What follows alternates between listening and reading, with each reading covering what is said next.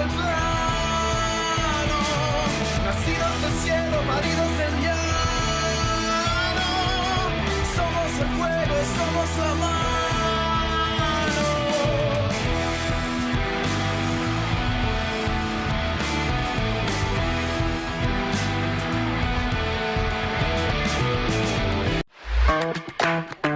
Búscanos en YouTube, FM La Patriada en YouTube. Para vernos y escucharnos, no solo tenés la programación de la radio, también tenés notas exclusivas. Entrá al canal de FM La Patriada, ponele OK al pulgar para arriba y dale clic a la campanita. Y no te pierdas nada. Escuchá y mirá FM La Patriada. FM La Patriada en YouTube. Estamos donde estás.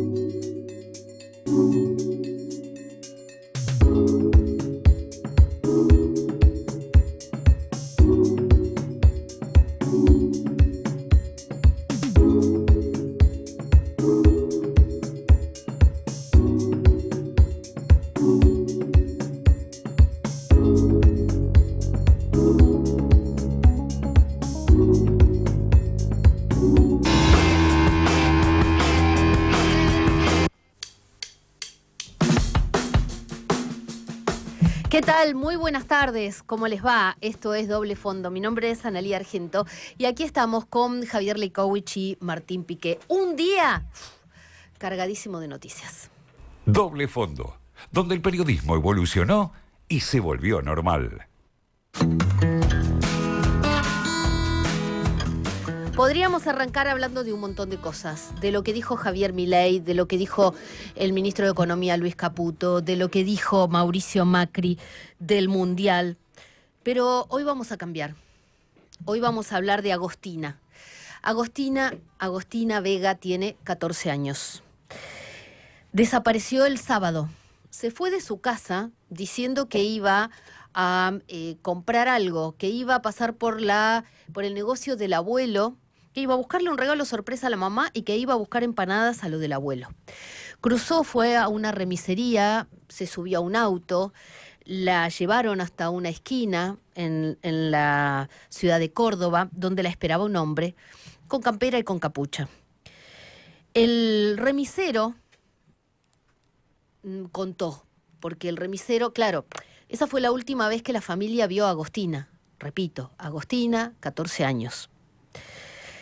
Y al día siguiente la imagen de Agostina estaba en todo el país y entonces un remisero llamó a la madre, se comunicó con la madre y se presentó a declarar y dijo hasta dónde la había llevado a Agostina y que él le había hecho muchas preguntas porque claro, es una adolescente, una chica jovencita a esa hora, sola, y entonces él le preguntó y dijo que ella respondía con naturalidad, que dijo que se iba a encontrar con el novio de la mamá, que le iban a hacer una sorpresa a la mamá, que había denunciado al padre por violencia, pero se mostraba muy tranquila, contenta y muy natural. Cuando llegó y dijo, él me está esperando, supuestamente el novio de la mamá, El muchacho de campera y capucha se acercó al auto y ahí le llamó la atención algo al remisero, y era que este muchacho se apoyó entre la puerta del conductor y la de atrás y le dijo, ¿cuánto es? Él le dice 11.500, le dice, tengo 9.500, y entonces le pagó lo que tenía más $1 y se fue con la nena. Le llamó bastante la atención al remisero que se pusiera de costado, pero la chica estaba tranquila, relajada, contenta incluso, según contó. La última vez que se la vio a Agostina es en esta imagen que estamos pasando por YouTube, que, bueno, están con campera y aparentemente ingresando con Claudio Barrelier. Porque cuando el remisero le describe a la mamá de la nena, la persona que la vio más o menos, pero que la vio debajo de la capucha, y le dijo, le describió, se parece a un jugador de fútbol, a De Paul creo que dijo, y la mamá dijo, ya sé quién es, porque Claudio Barrelier, que es empleado en la municipalidad y que es del club instituto, de la barra, es conocido de la familia. Bueno, el abogado de Claudio Barrelier insiste en que no estuvo, que no se quedó con él, que la chica se fue, que apareció un auto rojo, que se fue en un auto rojo y que él no tiene nada que ver. ¿Dónde está Agostina? ¿Dónde está Agostina? Tiene 14 años. Claro, yo sé que los temas vinculados con el feminismo, con la búsqueda de adolescentes, con las mujeres que hacen denuncias, quizás en este momento político que estamos pasando no importan mucho, ¿no? Pero ¿dónde está Agostina? ¿Cuántos chicos desaparecen? ¿Cuántos adultos también, no? Todavía estamos preguntando ¿dónde está Loan? ¿Dónde está Loan? ¿Dónde está Agostina? El abogado Carlos Nagy, abogado de la familia, estuvo hace un rato en la fiscalía. Dijo, hay que ser precavidos, hay secreto de sumario, hay que ser prudentes y no hablar de más, pero la investigación indicaría que Agostina está en Córdoba y está con vida, que no salió del país. Todos estamos esperando esa noticia. Hubo allanamientos, 4 horas de allanamientos en la casa de Barrelier. Hay una investigación muy exhaustiva, está trabajando la justicia, está trabajando toda la policía de Córdoba para saber dónde está Agostina. Todos deseamos que Agostina aparezca con vida, que esté en Córdoba, que quizás se haya escapado o, bueno, que haya alguna explicación, la que sea, pero que esté con vida. Hoy repasábamos con colegas periodistas argentinas el número de la violencia contra las mujeres. Porque convencer a una niña de que se vaya o ayudarla a que se escape, por ejemplo, si hubiera alguna situación de violencia familiar en la familia, también es violento. También es, como un secuestro. También puede ser manipulación de esa niña de 14 años. Algunos van a decir, pero hay pibas que a los 14 ya son grandes. No importa. Tiene 14 años. Y si es víctima de violencia familiar o de otro tipo de situación, hay que ayudarla, no esconderla. Femicidios y travesticidios en el año 2026, lo que va de este año, 5 meses, 92. Infancias huérfanas por femicidios, o sea, un hombre mató a la mamá, 66 niñas quedaron sin mamá. Hubo 95 marchas en lo que va del año reclamando por distintos casos. Pero además, y esto es un dato también muy fuerte, hubo 92 tentativas de femicidio denunciadas y registradas, porque a veces hay casos de intento de femicidio que no se registran como tales. Hace muchos años dijimos ni una menos. Sigue habiendo una menos, más otra menos. Desde acá esperemos que encuentren pronto, rápido y viva y sana a Agostina. Toda la provincia de Córdoba la está buscando. ¿Dónde está Agostina? Lo quieren esconder, lo quieren ocultar, te quieren engañar, pero acá está Doble Fondo, donde la mentira pierde por goleada.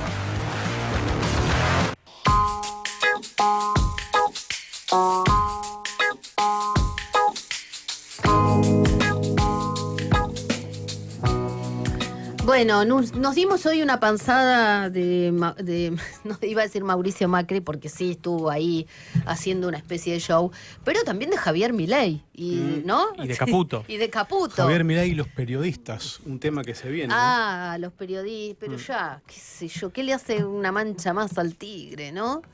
Pero a los economistas también les pegó, porque dijo que hagan ficción los periodistas, que escriben con ficción, ya no me asombra, pero los economistas. Sí. Lo que a mí no me queda claro es si él realmente termina de creer en lo que él dice o si es parte del show, porque si él realmente y Caputo están totalmente negados de que hay situación, en todo caso, que convive cierto auge en el sector minero y petrolero con una situación de consumo y de mercado interno complicada, como lo marcan los propios datos del INDEC, es preocupante. La economía dual, como dicen, ¿no? Claro, pero ellos no... Como dice hoy Caputo, ambos estuvieron en la 12 edición del Latin Economic Forum. Ay, que le dieron otro premio a Sí. Milei. Ah, ¿otro premio? Sí, ¿Ligó? sí, Ah. te digo premio. Ah. Sí. Entonces, por ejemplo, dice Caputo, cuando me preguntan qué le decís a la gente que no llega a fin de mes, tengo que mostrar empatía, como diciendo, no me queda otra que mostrar Claro. empatía, pero pienso, ¿qué es la gente? La totalidad de la gente, la mayoría, alguna gente. Hace 2 años la mayoría de la gente estaba mucho peor. ¿Se acuerdan cuando dijo que si había tanto hambre en la Argentina, la gente se moriría en las calles? Pero ese fue Milei, ¿no, Milei. Caputo? Sí, Milei, Sí, Milei. sí. A mí también me impresionó. Ayer pasábamos a Iraeta, el secretario de Agricultura, Ganadería y Pesca, que pedía el aplauso, ¿no? Hoy ahí jugaron red de local, hubo aplauso, todo, ¿no? Y aparte que son seguramente mejores oradores que Iraeta. Ah, bueno. Pues, imagino, No, Iraeta ¿no? estaba Porque- enojado. Claro, pero también hay algo del orador que levanta, ¿no? ¿Transmite Claro. o no transmite? Claro. Sí. ¿Estás angelado o no estás angelado? Bueno, pero Darío Epstein, cuando lo presentó a Javier Milei, Sí.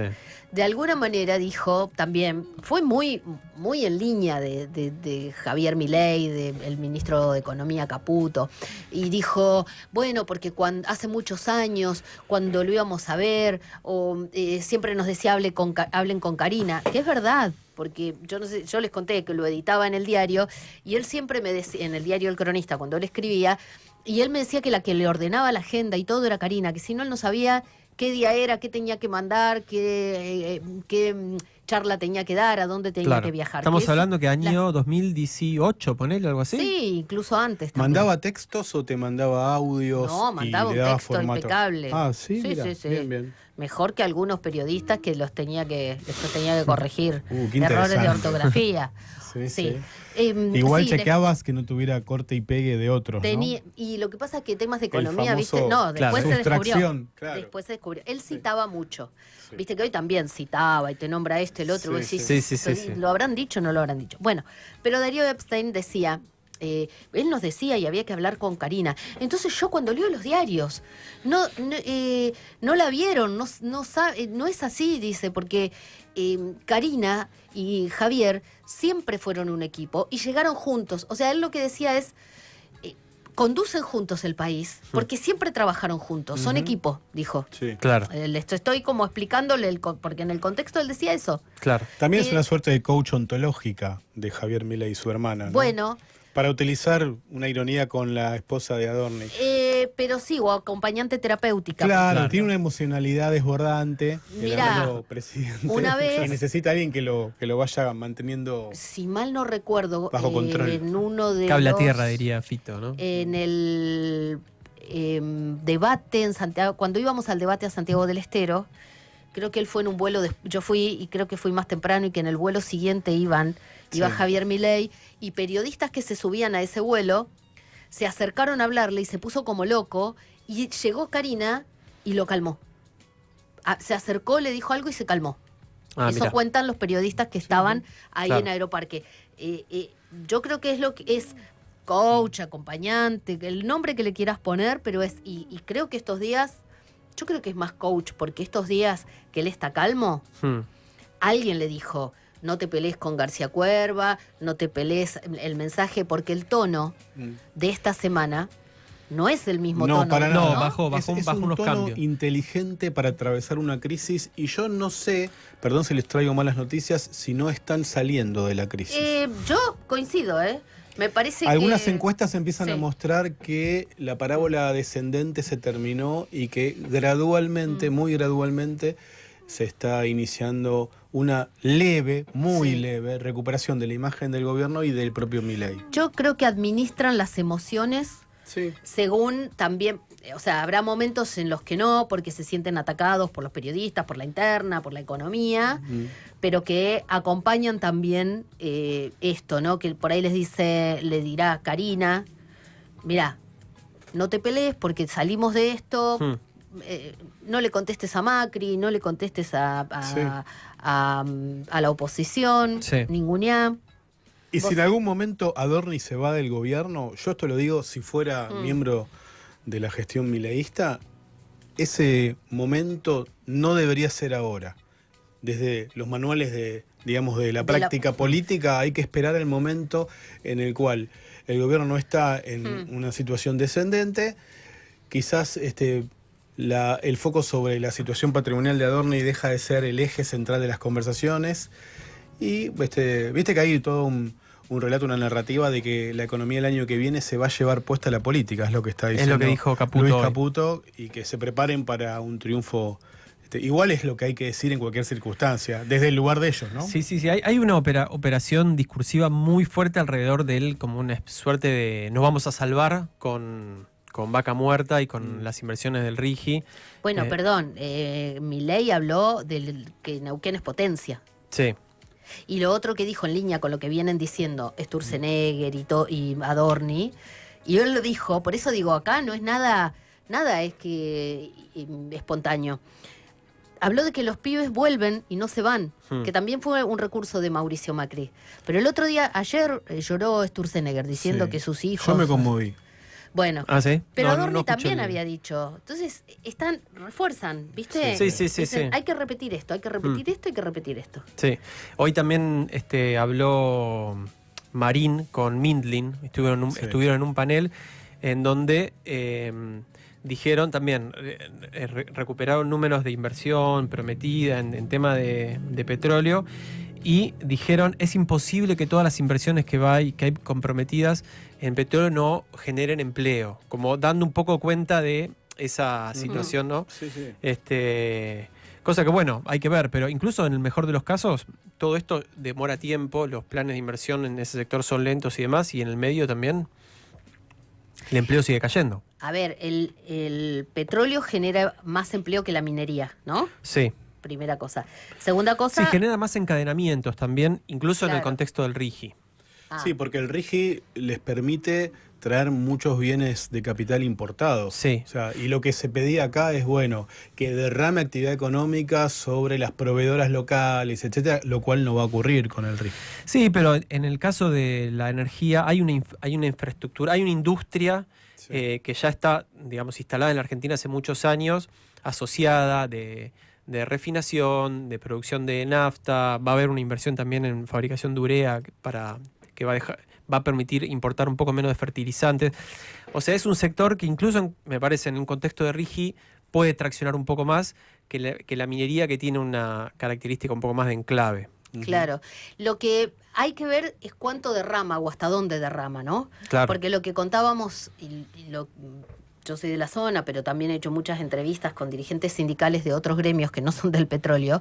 En la zona de Río Negro y Neuquén hay algunos que ganan y otros que no les llega. Por ejemplo, los alquileres son carísimos. Las Claro. propiedades, comprarte un departamento en Neuquén, vale como en Puerto Madero.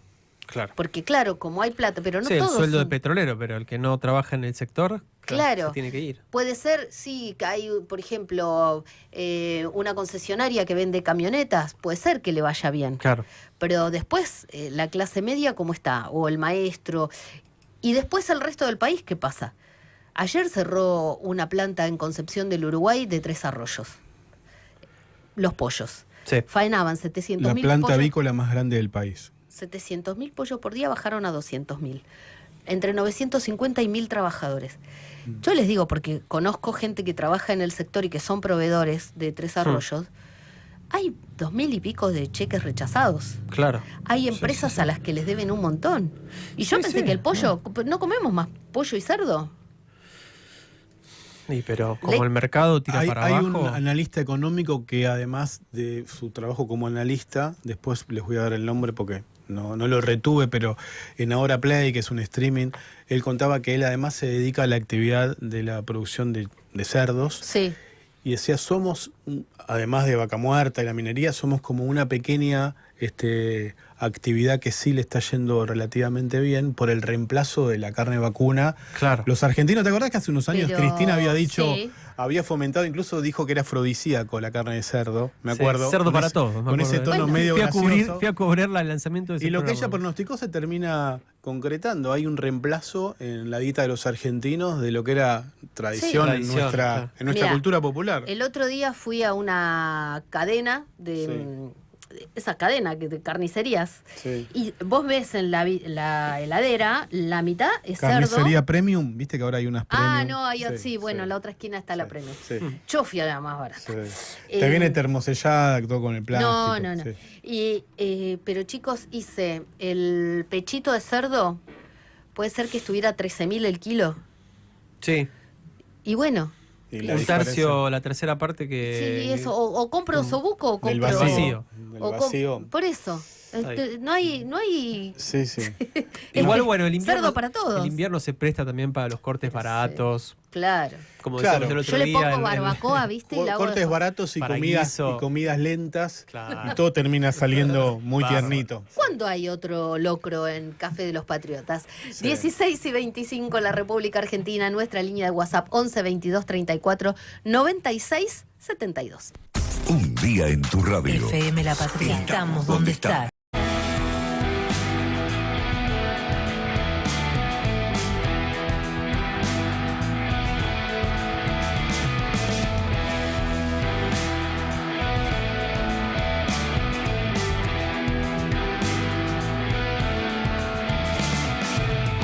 El fuego habló en lenguas, el tambor fue el sol. Bailamos en aliento, con silencio en el pulmón, y el tiempo se borró.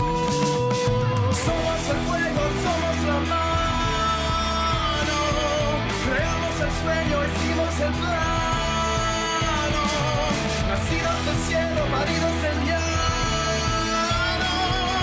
Somos el fuego, somos la mano.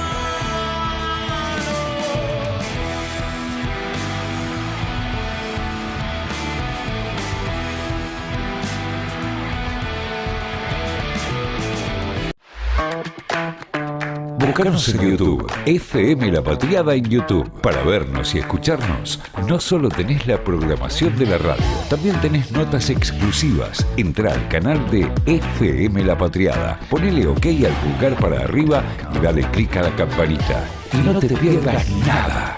Escuchá y mirá FM La Patriada. FM La Patriada en YouTube. Estamos donde estás.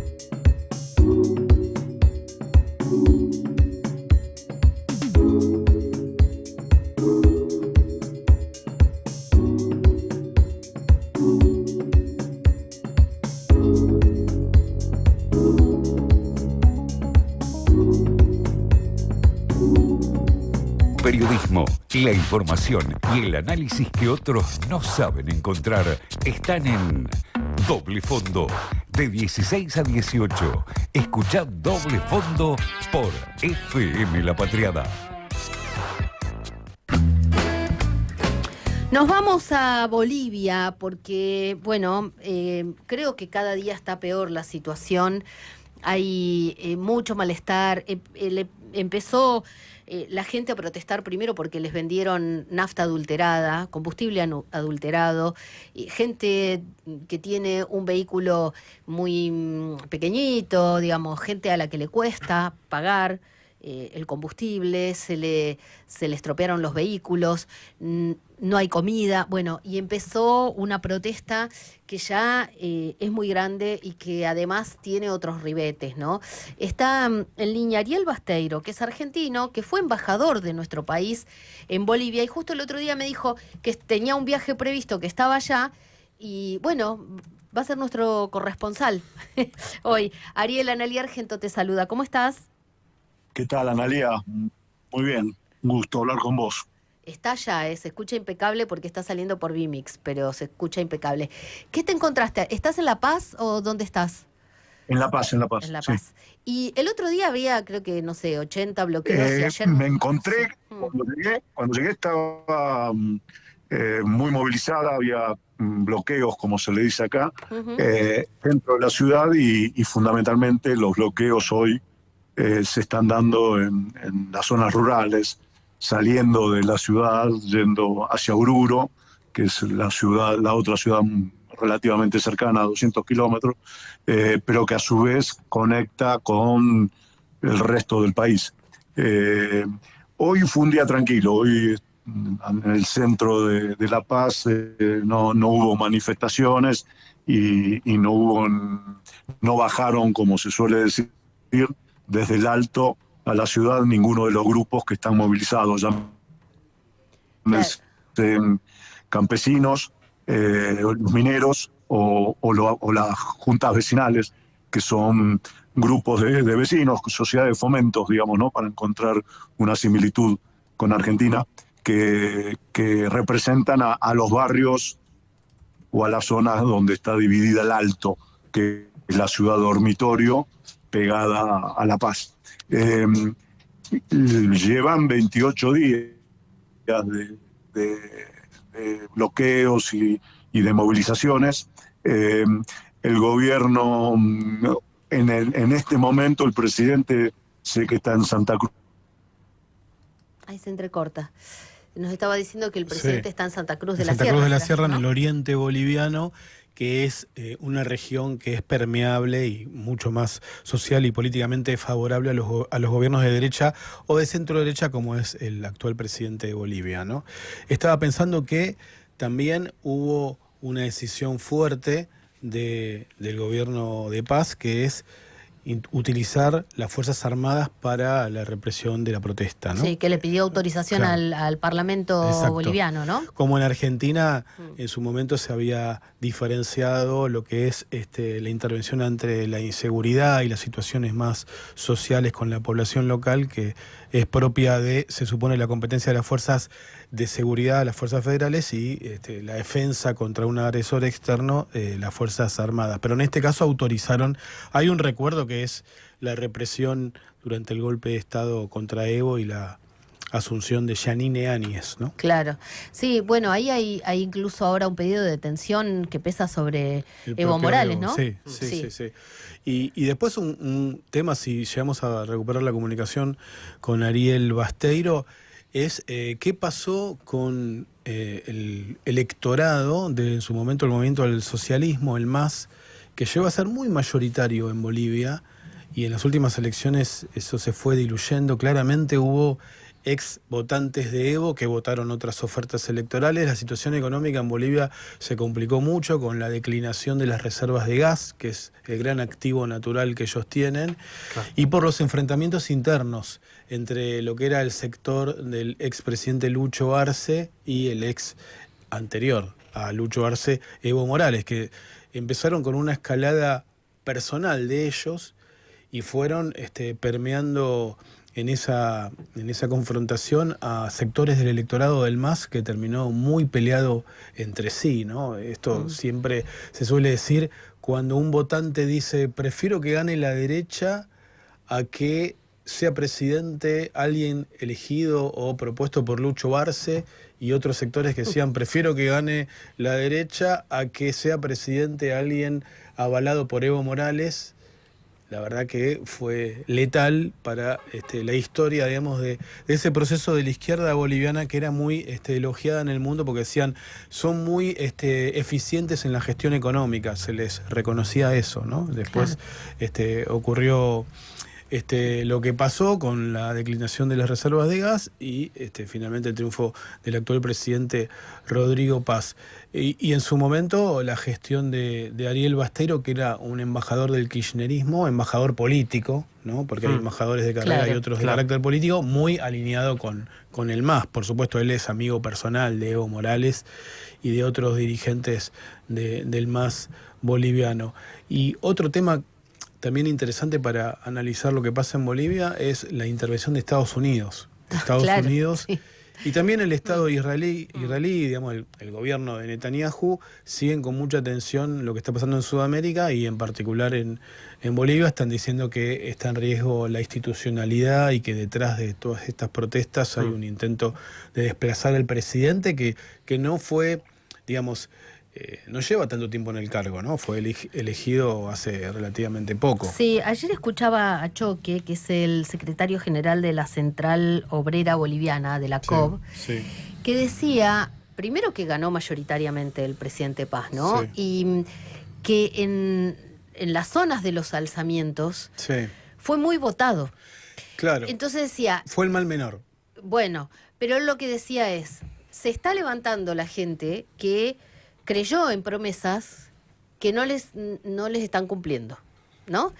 Entonces, un poco él decía, es su propio votante el que se está... Sí. Por ahí en otra ocasión votó esa misma gente votó a Evo Morales, ¿no? Esa misma gente votó a Evo Morales, ¿no? Sí. Ahí está Ariel Basteiro. Yo tengo eco, pero... A ver. No sé hasta dónde me quedé hablando solo. Ay, pobre. Bueno, decías que el presidente estaba en Santa Cruz de la Sierra. Hasta ahí escuchamos. Sí, estaba en Santa Cruz de la Sierra reunido con los grupos que lo apoyan, que lo acompañan y que están pidiendo que aplique mano dura para terminar con los bloqueos. Son los grupos de derecha, son los mismos grupos que siempre se opusieron a Evo Morales también y a los gobiernos populares aquí en Bolivia. Y esa situación está llevando a que hoy, por ejemplo, en el día de hoy hay más de 60, 70 bloqueos en todo el país. Y lo que le están pidiendo a Pereira, los cívicos, se llaman de Santa Cruz de la Sierra, es que aplique la ley que hace apenas 48 horas se votó en el Congreso, que es declarar el estado de sitio o el estado de excepción y habilitar y permitir que el ejército y la policía intervengan para poder desbloquear los caminos. Si esto llegase a suceder, va a ser un conflicto que se va a agudizar mucho más y se va a generar confrontación que pueda generar saldos de vida humana, ¿no? Hasta el momento hay 7 muertos y más de 30 heridos graves. Ariel, ¿tenés puesto el altavoz? Porque no sé, si lo tenés puesto necesitaríamos que lo saques porque tenemos... Ahí está, ¿no? Ahí está, ya no tengo eco. Vos ibas a hacer una pregunta, Martín. Sí, Ariel, ¿qué tal? Martín Piqué te saluda, ¿cómo estás? Hola, Martín. Estábamos mencionando aquí los actores extra región, por lo menos entendiendo región Sudamérica, el gobierno de Donald Trump, incluso el gobierno de Benjamín Netanyahu y sus pronunciamientos sobre Bolivia. ¿Qué nos puedes decir? ¿Están interviniendo claramente y cuál es la capacidad o la incidencia que tienen más allá de lo declamativo? ¿Por parte de los Estados Unidos? Sí. No. Sí. Mirá, hubo un hecho anoche curioso que algunos lo ponen como una medida de protesta, otros lo ponen como una acción que tenía como objetivo capturar o buscar a Evo Morales. En los últimos días se conoció la llegada de un avión de Estados Unidos con agentes de la DEA que bajaron todos pertrechados y en gran cantidad. Y anoche se cortó la luz en todo el Chaparé. Durante que es varias horas. donde está Evo, ¿no? Ahora. ¿Y de dónde es él? Es la zona de influencia de Evo, es la zona donde está Evo ahora. Yo creo que Evo no está en un lugar de los que suele frecuentar, debe estar resguardado. Pero no lo sé, digamos, ¿no? Lo supongo. Pero hay sí una intervención y una supervisión de lo que está sucediendo. Curiosamente, hay funcionarios de la Cancillería de Estados Unidos que hicieron declaraciones sobre lo que está pasando aquí en Bolivia. Lo mismo sucedió con los representantes de la Unión Europea, también aquí en Bolivia, que preocupados y reclamando tranquilidad en las calles. Un poco la doble vara, porque recuerdo cuando fue en el 2019 el golpe a Evo Morales, el golpe cívico, militar, policial, eclesiástico que hubo en Bolivia en el 2019, esos mismos interlocutores festejaban la movilización popular como un hecho de reivindicación y de dignidad, digamos, ¿no? Y hoy, cuando la movilización es contra alguien que a ellos le cae simpático, están planteando represión y están planteando el estado de sitio, estado de excepción y que se termine con los bloqueos. Los bloqueos están muy fuertes en toda la zona rural y creo que por el momento va a continuar. Yo lo que veo que la situación está empantanada, digamos, ¿no? La gente sigue movilizada, no hay respuesta a las demandas que llevaron adelante y el gobierno tampoco dio soluciones. Yo no sé si es porque no puede, porque no quiere, porque no sabe. Así que... Y la efectividad... El conflicto Perdón. ahí en una situación Sí. donde le piden la renuncia a Paz Pereira y donde hay grupos de derecha que lo acompañan, lo apoyan. Está dividido, digamos, ¿no? La sociedad boliviana en este sentido. La efectividad de los bloqueos, producen desabastecimiento en los centros urbanos, impidiendo la llegada, qué sé yo, de la logística, de los camiones, etcétera. Sí. En La Paz particularmente. La Paz tiene una geografía, una topografía muy particular y no tenés muchos puntos por donde poder ingresar a La Paz. Es una o dos rutas nada más, tapando o bloqueando esa ruta, La Paz queda aislada. No es una situación que se viva esto por primera vez, es algo normal y habitual que la manera de protestar sea bloqueando el ingreso de productos. De hecho, están faltando productos frescos, carne fundamentalmente, está faltando combustible. Hoy funcionó todo más o menos bien, se ven autos en la calle, se ve transporte público en la calle, pero los días previos no se movía un alma porque no había entrado combustible y no había cómo poder hacer funcionar los autos. Y Ariel, sí. ¿cuál podría ser la salida? Porque ayer escuchaba a Choque de la COP, de la Central Obrera Boliviana, que decía, él decía, ni siquiera nosotros somos interlocutores porque la gente ya nos superó, incluso, multiplicando los bloqueos y demás, como que la gente superó a los propios dirigentes. ¿Hay alguna vía de diálogo o esto, no sé, por lo que se ve, puede terminar en una represión? Yo no creo que por el momento, más allá de que todos hablan de diálogo, pero nadie, el gobierno, que es el que tiene que convocar al diálogo, no lo está haciendo. No a un diálogo genuino, concreto. Ayer hubo reuniones convocadas por la iglesia y convocando algunas cámaras empresarias, algunos sectores que se habían acercado a dialogar con el gobierno, pero la COP que es la central sindical, que tiene mucha representación, que como bien explicaste, sus dirigentes respetan la opinión de las bases, la escuchan y las hacen cumplir, digamos, ¿no? La COP tiene como respuesta al pedido de diálogo el pedido de captura para sus dirigentes. Y entonces yo creo que está empantanado y que esto no va a solucionarse, por lo menos en forma inmediata. Yo creo que todavía va a tener que decantar un poco.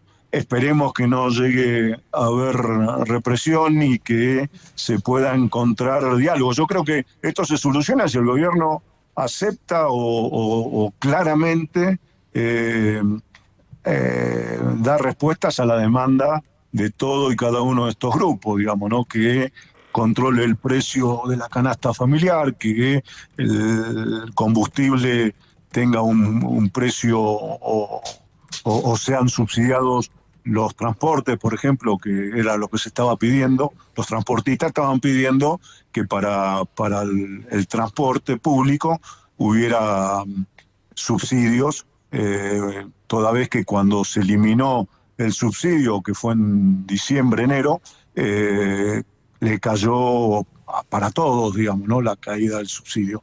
Entonces estaban pidiendo subsidio para el transporte público y que le den respuestas a las familias que tienen en su tenencia, en su fruto, las tierras que cultivan, y no el decreto que sacó el gobierno que a partir de ahora, si estos propietarios no pagaban impuestos, podían sacarle las tierras cuando nunca habían pagado impuestos.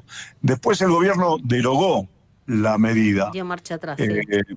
Derogó la medida, pero dijo que en 60 días o 90 días se vuelve a discutir. Entonces, lo que genera que el conflicto continúe es que los campesinos, la CESUC-TV, que es la organización que los nuclea, está pidiendo que no se discute, que la medida la derogación sea efectiva y permanente, ¿no? Que en 60 o 90 días se vuelva a discutir la ley. Claro. Y que los campesinos y los mineros también tengan respuesta a la demanda de controlar el ingreso de las grandes multinacionales de la minería a disputarle sus minas cooperativas, digamos, ¿no? Entonces, si el gobierno tomara alguna de esas medidas o dar respuestas a esas medidas, el conflicto se solucionaría. El problema es que hasta ahora no se avanzó con nada de eso. Ariel Basteiro, muchísimas gracias por haber conversado con nosotros. ¿Cuándo volvés? El domingo estoy volviendo. Estás volviendo. Bueno, gracias por esta charla con Doble Fondo por FM La Patriada. Gracias.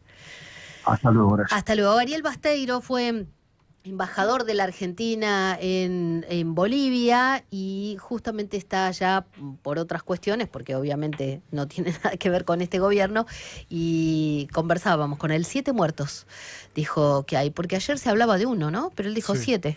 Sí. Igual yo hace un tiempito, que se acuerdan, conversamos con un periodista boliviano y él decía ya que había 4 o 5 fallecidos, pero no en ejercicio de la represión, sino en situaciones colaterales de un accidente, de alguien que salía corriendo, cosas una zanja, que se desencadenan de esto, pero que no es que no por la acción directa de las fuerzas de seguridad. Exacto. 16:47 en la República Argentina. Esto es Doble Fondo. Huellas.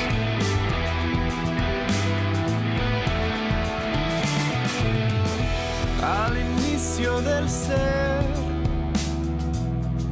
quiero puedas ver que salimos del suelo y abrimos el mirar al fuego en nuestra mano.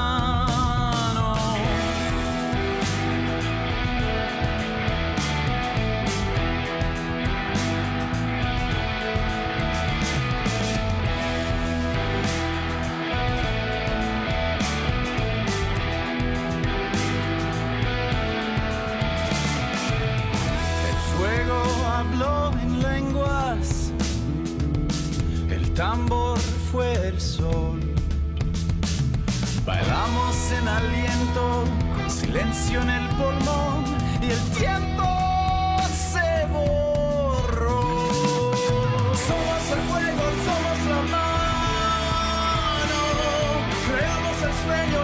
el plano, nacidos del cielo, paridos del llano.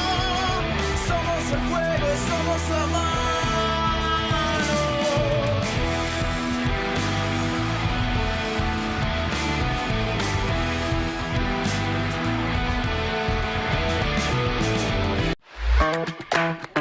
Búscanos en YouTube, FM La Patriada en YouTube. Para vernos y escucharnos, no solo tenés la programación de la radio, también tenés notas exclusivas. Entrá al canal de FM La Patriada, ponele OK al pulgar para arriba y dale clic a la campanita. Y no te pierdas nada.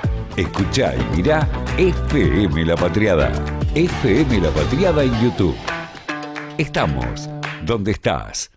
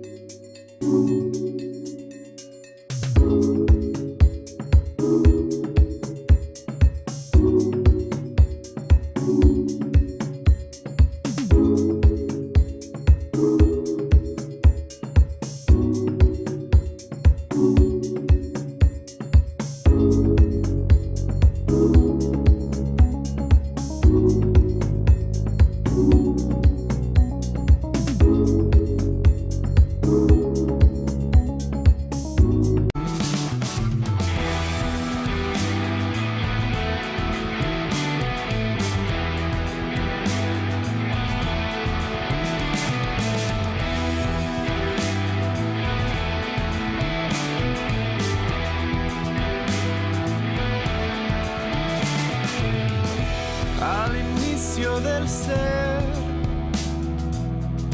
quiero puedas ver que salimos del suelo y abrimos el mirar al fuego en nuestra mano.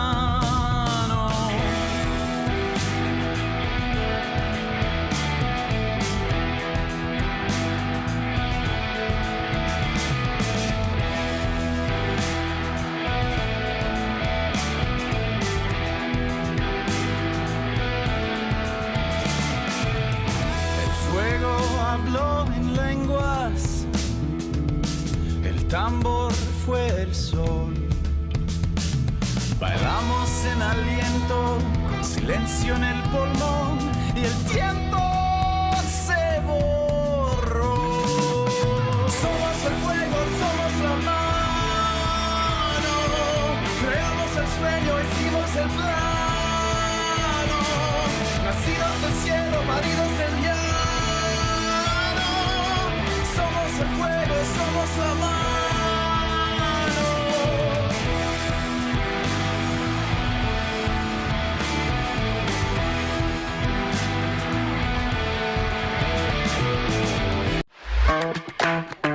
Búscanos en YouTube, FM La Patriada en YouTube. Para vernos y escucharnos, no solo lo quieren ocultar, te quieren engañar, pero acá está Doble Fondo, donde la mentira pierde por goleada.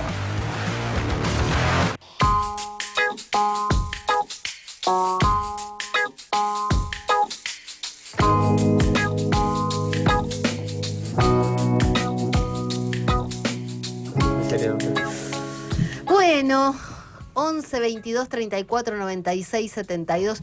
En cualquier momento vamos a poner premio, che, para que llamen. Porque yo sé, me pasó en una radio que la gente está ahí, pero si la incentivás, viste, A la suerte hay que ayudarla y a la audiencia también. Claro, por ejemplo, no sé, capaz que el día que haya locro, viste, decimos un locro para un oyente.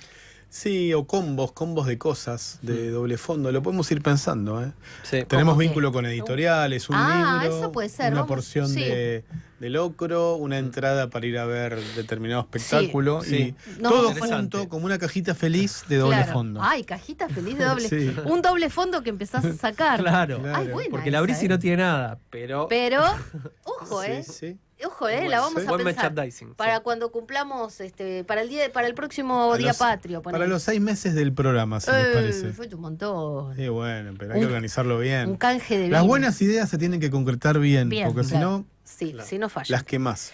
Sí. Ahora viene el doble fondo. Agárrense, pónganse el cinturón, se agarran así, viste, de la butaca y se aprietan bien el cinturón, porque viene el doble fondo de Javier Leikowicz.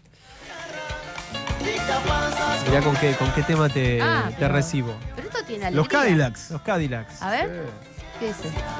A ver.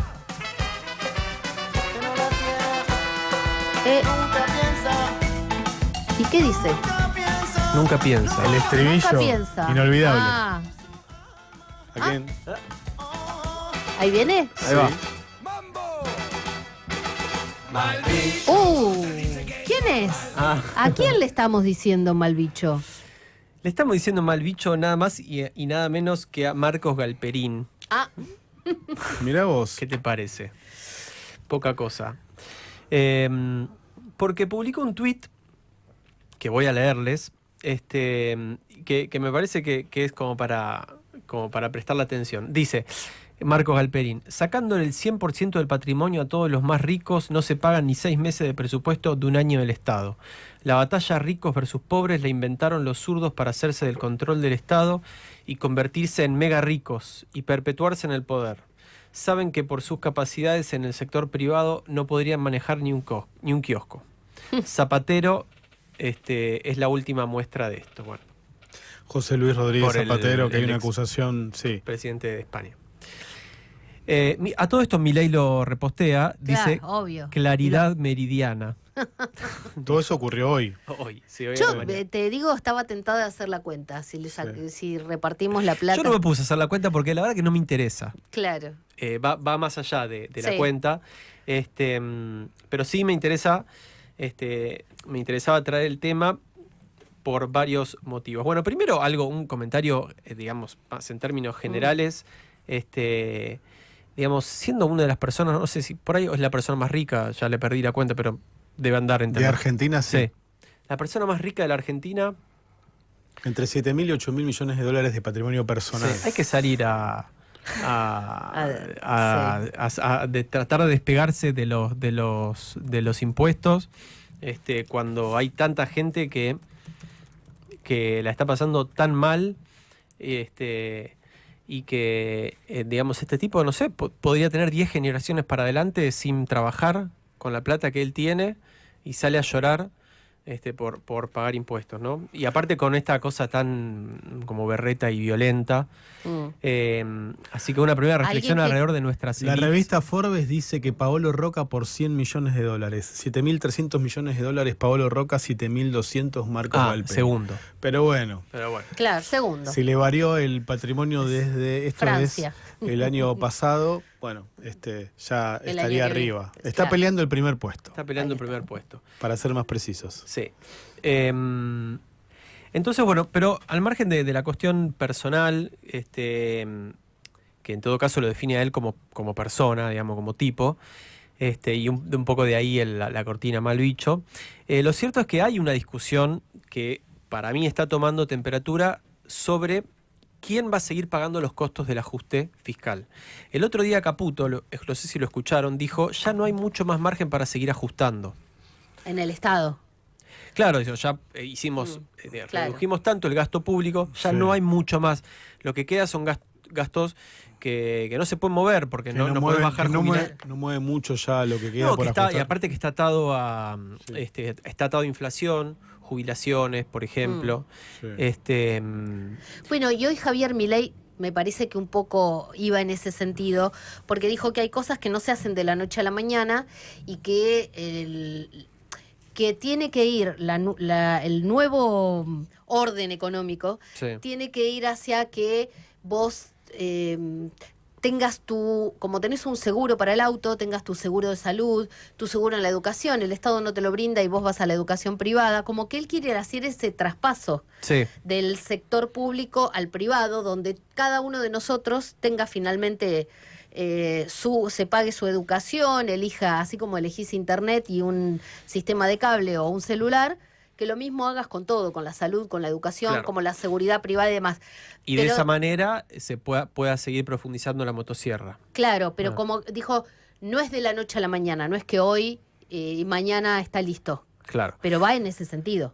Va en ese sentido, hay que ver, digamos, yo descreo que en la Argentina, más allá de que se han tocado ya varias vacas sagradas, entre comillas, pero no me imagino, la verdad, cambiando de raíz el esquema educativo, yendo a un sistema, digamos, sin el Estado brindando. Pero bueno, en todo caso, no sé, veremos qué pasa más adelante, pero en lo concreto, en los próximos, me parece que los próximos 12 meses, digamos, se empieza a aparecer un debate sobre quién va a seguir pagando los costos del ajuste. Hasta ahora no hay ninguna duda que los costos del ajuste lo pagó el pueblo, con tarifas mucho más altas, o sea, recorte de subsidios, bueno, recorte de programas estatales, como lo hemos venido contando, en tema de salud. ¿Puede ser más del 500% que aumentaron las tarifas? En según- algunos casos, en transporte mucho más. Mucho más. Venía de un piso bajo, ¿no? Pero sí. Bueno, recorte de obra pública, transferencia a las provincias, también lo venimos hablando de cómo las provincias también tienen que recortar programas de asistencia a la gente, bueno, las jubilaciones, ni hablar, y despido de empleados públicos. Ahora bien, a mí me parece que la discusión sobre el ajuste va a continuar por una serie de razones. Primero, porque como lo venimos contando, la economía no termina de levantar. Más allá del optimismo que venden Caputo y Milei, no hay muchas razones para que en los próximos 12 meses la economía empiece a volar. Y esto implica que la recaudación, o sea, el ingreso de plata al Estado por medio de los impuestos, tampoco va a volar. De hecho, hace 9 meses que cae y ya te digo, la cosa está complicada con el tema de la recaudación porque básicamente depende de cómo se mueve el mercado interno. Como el mercado interno no termina tampoco de levantar, tampoco lo hace la recaudación. Pero te sumo además 2 puntos. No falta mucho para que se empiece a activar el tema del FAL. No sé si te acordás, el Fondo de Sí. Asistencia Laboral, que depende, que fue sancionado en el marco de la reforma laboral. Claro, y la justicia lo volvió a poner, está vigente, todo el paquete laboral. Está vigente, el FAL no está reglamentado, pero están avanzando en eso y cuando se implemente, el FAL va a sacar 3 puntos de contribuciones patronales que van al ANSES. Sí. O sea, esa la ANSES plata. va a tener 3 puntos menos. La ANSES va a dejar de recibir plata para pagar jubilaciones y esos 3 puntos van a ir a un fondo que va a financiar indemnizaciones. Pero esos 3 puntos que la ANSES deja de recibir los tiene que poner de otra caja el Estado para pagar las jubilaciones. O sea que O sea que cae aumento, o sea, más aumento presión, no va a haber. más presión sobre la recaudación. Claro.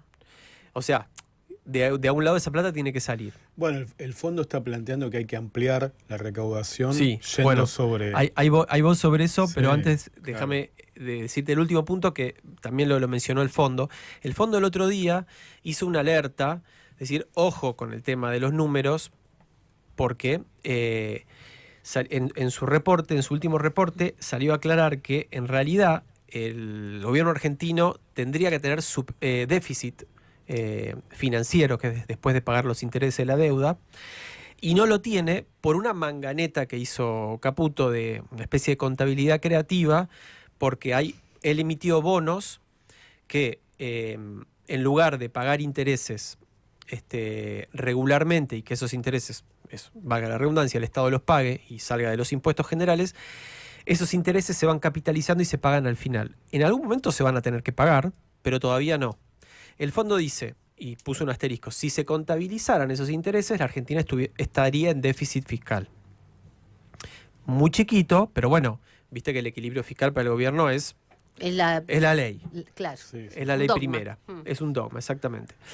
Entonces, bueno, en función de estos temas que vengo diciendo, caída de la recaudación que no se recupera, no hay indicios de que la economía vaya a volar en los próximos meses, el tema del recorte de recaudación por parte del FAL, de la reforma laboral, esto que advierte el fondo, bueno, se abre una discusión, el fondo, como decía Martín, el otro día planteó, tendrían que mirar el tema del monotributo y ganancias. ¿Qué es esto? O sea, bueno, a ver, ¿de dónde, en dónde apretamos para mantener el superávit fiscal? Como dijo Caputo, más allá de lo que dijo Milei de este proyecto por ahí un poco más a largo plazo, ya está difícil para seguir apretando el gasto. Y no está difícil Ahora, para apretar a la gente. Claro, esto es del otro lado. Bueno, no Claro. podemos bajar más el gasto, subamos impuestos. Sí. ¿No? Que esto sería un poco, hay que ver qué pasa con esto del monotributo y ganancias, pero empiezan como a deslizar. Bueno, a ver qué pasa si apretamos un poquito acá, a ver si equilibramos o evitamos que se vuelvan rojas las cuentas públicas. Algunos datos del monotributo y que también explican por qué el fondo le pone la lupa ahí.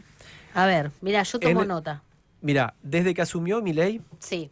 se anotaron 172.000 monotributistas más. O sea, ahí aumentó en 172.000 personas. Alguien que tiene un empleo registrado no es monotributista, o sea que eso es un Sí, emergente como actividad Podés ser, complementaria. pero solo pagás la parte. Claro, Para actividad complementaria, Claro. y la principal es tu relación Pero de dependencia. puede Sí, ser- porque yo lo Claro. he sido siendo trabajador registrado. Solo pagás la parte impositiva. Exacto. Pero puede ser porque ahora hay mucha gente. Sí, que tiene que salir a buscar un complemento Un segundo laboral. trabajo, claro. Pero o claro. tercero. Sí, Claro. sí. Ahora, este dato de subida de monotributistas de 172.000 personas, en paralelo, y me parece que es un poco la contracara o parte de la contracara de la caída de casi 300.000 personas del empleo formal en el mismo Claro. periodo, Claro. entre empleo registrado en el sector privado y sector público También registrado. Sí. registrado.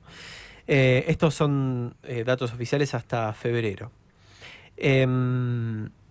Entonces, bueno, hay 172.000 monotributistas menos, no para de caer el empleo registrado, a ver qué podemos hacer con el monotributo. Lo cual sería, como ayer comentábamos, potencialmente bastante delicado porque hay gente que ya está Sí. en el superlímite. límite, sí. Claro, está vendiendo en Marketplace, en Instagram, salió con el Uber, bueno. Y después el otro tema que mencionaron es ganancias. Actualmente, les cuento, el piso para pagar impuesto es de salario neto, o sea, en mano, 2,5 millones. En el caso de un empleado soltero sin hijos, si se trata de una persona casada con 2 hijos, comienza a tributar desde los 3,3 millones netos Como si te alcanzara esa de plata. bolsillo. Bueno, alguna vez estaría bueno hablar del tema de ganancias. Yo tengo una postura... Pero lo dejamos para otro Pero día lo porque dejamos. en un ratito tenemos una nota. Dale. Bueno, entonces en este contexto aparece el tuit de Galperín, Galperín. el reposteo de Milei. ¿Qué quiere decir el tuit de Galperín? A nosotros no nos jodan.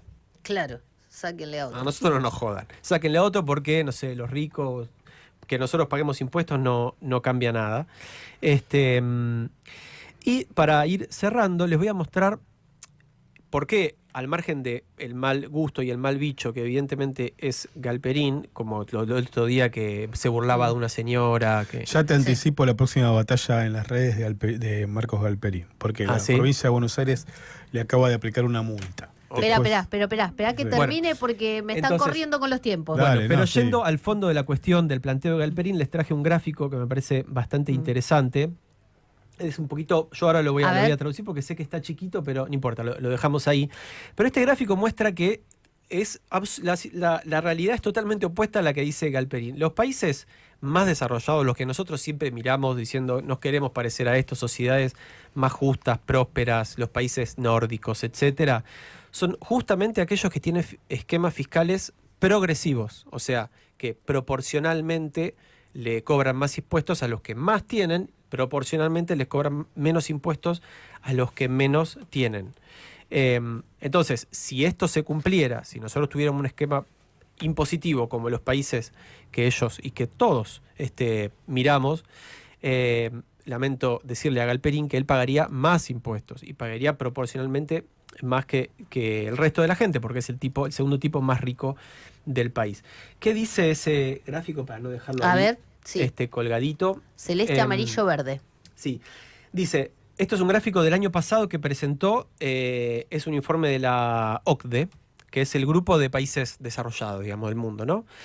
Dice que entre los países de la OCDE, los impuestos sobre los ingresos personales, que son progresivos, porque la alícuota es mayor cuanta más plata ganás, representa en promedio en los países los países desarrollados el 23,7% de la recaudación de los estados. Acuérdate este número, 23,7%. En América Latina eso representa el 9,2%. En África el 17%, también por debajo. En general en los países de ingresos bajos 16,9%. Esto solamente respecto de estos impuestos que son progresivos y que Galperín dice que no sirven para nada. Bueno, todo lo contrario. Y ahora sí cierro con esto que hace un par de días mencionaba también un informe de la International Tax Observatory, que marca que en realidad lo que dice Galperín, de hecho, es todo lo opuesto a lo que dice Galperín. En la Argentina y en general en América Latina, los más ricos pagan menos impuestos que los más pobres, proporcionalmente. Acá, en la región. Bueno. En la Argentina, el 50% más pobre de la gente, o sea, el 50% que menos ingresos gana, destina aproximadamente el 37% de sus ingresos a pagar impuestos. El 1% más rico paga 30%. O sea, 7 puntos menos. Y se estima que el 0,01%, que es el grupo en el que ingresa Galperín, paga alrededor del 11%, mucho menos. Así que bueno. O sea, los más pobres pagan un tercio y él una décima parte. Menos, sí. Bueno, el doble fondo de Javier Leikovich.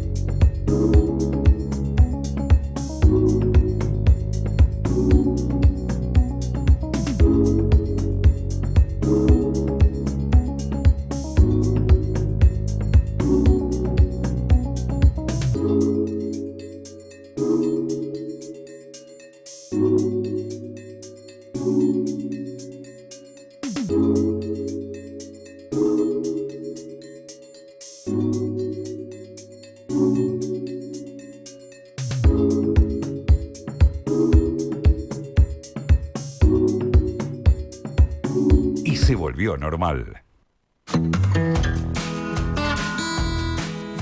Bueno, nos vamos a la ciudad de La Plata porque el exdiputado nacional y exdiputado provincial Daniel Lipovetsky está de estreno.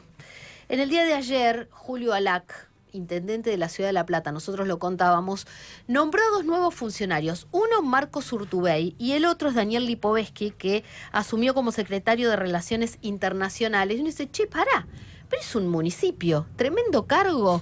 Alac querrá ser gobernador, la ciudad de La Plata necesita salir a buscar nuevos mercados, turismo. ¿Qué van a buscar afuera de la ciudad de La Plata? ¿Y qué pasó con Daniel Lipovetsky, que era del PRO y ahora está con el intendente peronista de la ciudad de La Plata? Un montón de preguntas, ya sé, pero vamos a ir haciendo de una. Buenas tardes, Daniel, ¿cómo te va? Hola, Analía, ¿cómo estás? Buenas tardes. Acá estamos con el equipo de Doble Fondo, te venimos siguiendo.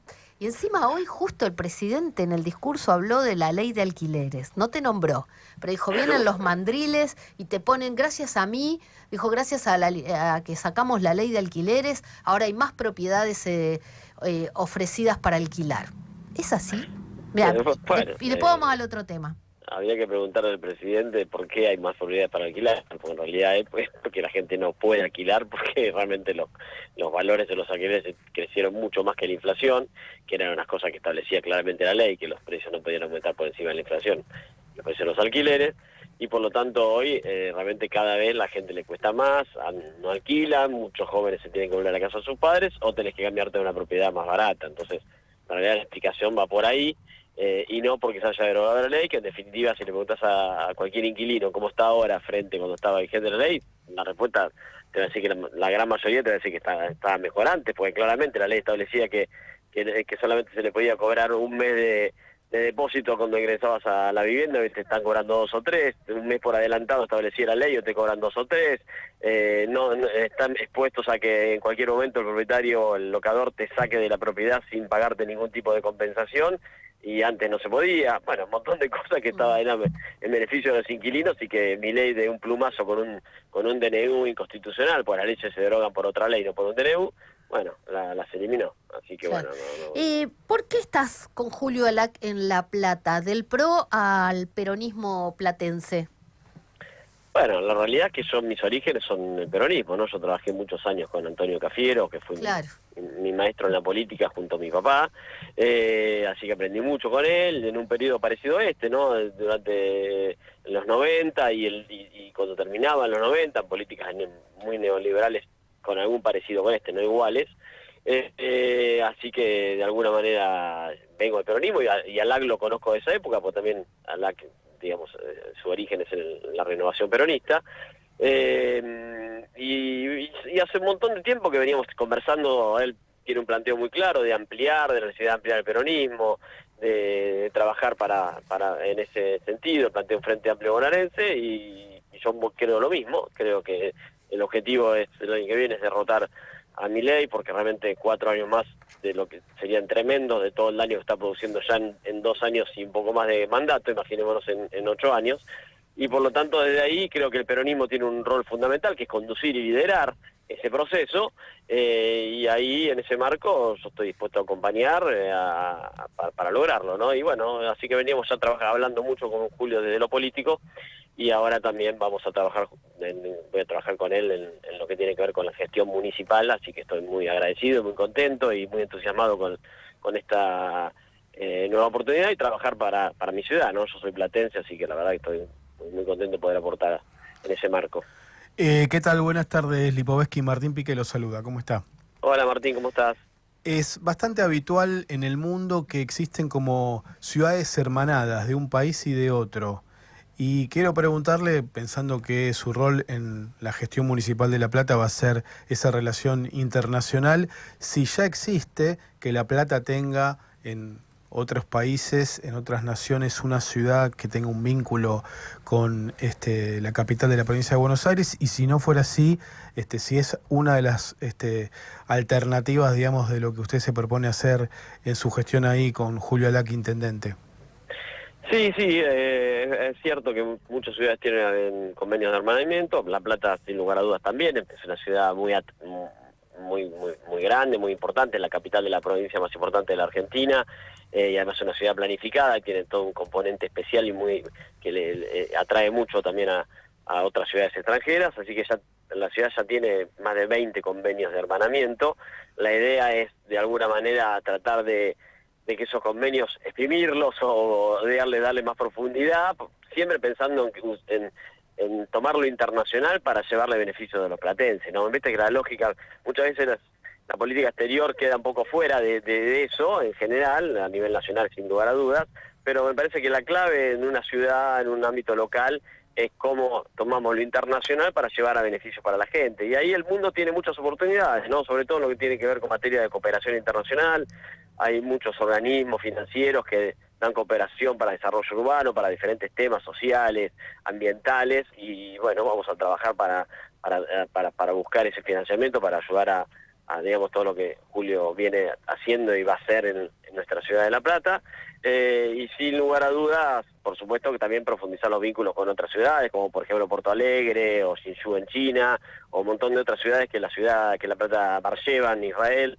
Bueno, un montón de ciudades que hay hoy convenios de hermanamiento, y vamos a trabajar esos temas y también tratar de lograr traer inversiones para la ciudad, ¿no? Que es un tema también importante para generar empleo, turismo, ¿no? Hoy la ciudad realmente está sufriendo este ajuste tremendo de Milei, realmente la gente la pasa muy mal, no tiene plata y por lo tanto el consumo ha bajado mucho, entonces los comerciantes venden menos, lógicamente, y realmente poder generar de alguna manera, traer turismo o estudiantes a que vengan a estudiar a nuestra universidad va a ayudar a pasar este momento hasta que cambie la política económica, que no va a ser con este gobierno, sino con el que viene, ¿no? Por supuesto. Hablando de eso, una pregunta que le están haciendo a dirigentes de la oposición, y es la siguiente: si en el 2027 ganara una fuerza opositora con protagonismo del peronismo, ¿qué dejaría en pie de lo que hizo Javier Milei y por qué, y qué habría que cambiar, según su mirada? Mira, yo creo que en cuanto a materia política económica, te diría que lo que uno puede coincidir en general es que la gente valora la baja de la inflación, y por lo tanto hay que trabajar en un modelo de baja de inflación, pero no con este modelo que implica ajuste en cierre de comercio, cierre de fábricas, no trabajar la producción. Me parece que esta es la clave. ¿Se puede hacer? La pregunta es, ¿se puede hacer? Bueno, hemos tenido gobiernos que han trabajado ese punto les ha ido bien, ¿no? Algunos, por ejemplo, el gobierno de Néstor Kirchner en su mandato.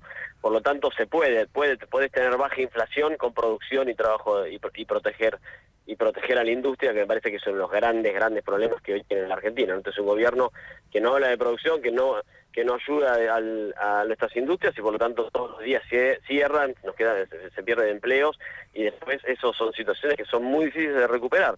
Lo vimos en los 90, donde terminamos con un desempleo de casi 2 dígitos, y después recuperar el entramado industrial del país cuesta muchísimo, ¿no?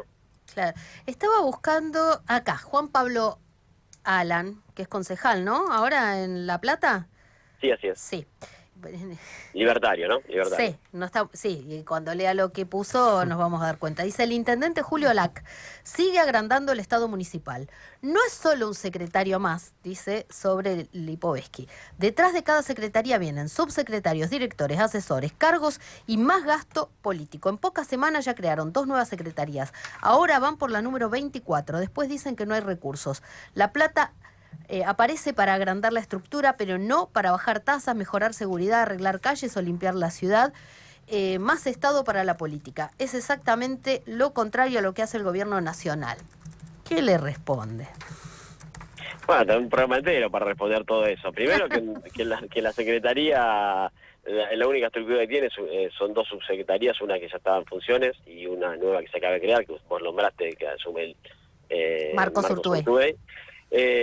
Así que nada de lo que él dice es correcto, pero más allá de eso, digamos, me parece que él debería plantear esa situación si realmente tanto le preocupa justamente las estructuras, que es lo que hace el gobierno que él defiende, ¿no? Porque en definitiva Milei tiene hasta cargos para sus tuiteros y los que, digamos, en las redes, y después se manejan fondos sin control en la Secretaría de Inteligencia del Estado. Bueno, un montón de cosas que tienen que ver con el funcionamiento del Estado que él no dice, o de última, además en los lugares que le toca al Estado hay corrupción, como vemos en el caso de Landis. Por lo tanto, me parece que realmente tiene que ver con una posición política sin ver lo que está pasando hoy con el gobierno que él defiende, ¿no? Lo mismo, él viene del área de Patricia Bullrich, y el ministerio de Patricia Bullrich en Nación, antes de que se vaya como senadora, era elefantiásico.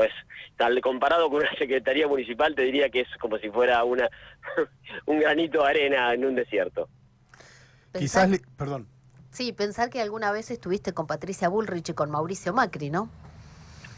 Mira, en realidad estuve con Mauricio y con el PRO. Soy fundador del PRO, en definitiva, desde prácticamente del origen. Yo, después del peronismo, después de la crisis del 2001, me fui del peronismo en el entendimiento de que creía que también esa crisis tenía alguna responsabilidad del peronismo de los 90, y por lo tanto, de alguna manera, busqué otro espacio político que lo fundamos con otros también, gente que vino del peronismo en ese momento. Pero en el entendimiento que era un espacio que de alguna manera tenía posiciones muy claras respecto a, por ejemplo, no venir a destruir el Estado, ¿no? Nosotros siempre hablábamos de mejorar la educación pública, mejorar la salud pública, no decir que lo vamos a destruir o que vamos a generar un país de seguros, como acaba de anunciar el presidente hoy en su conferencia. Bueno, esas cosas que realmente no se hicieron por lo menos cuando Mauricio fue jefe de gobierno. Por supuesto, pues el PRO fue virando a la derecha y creo que su punto de más exponencial de eso fue el vergonzoso pacto de Acasuso, y a partir de ahí, por supuesto que yo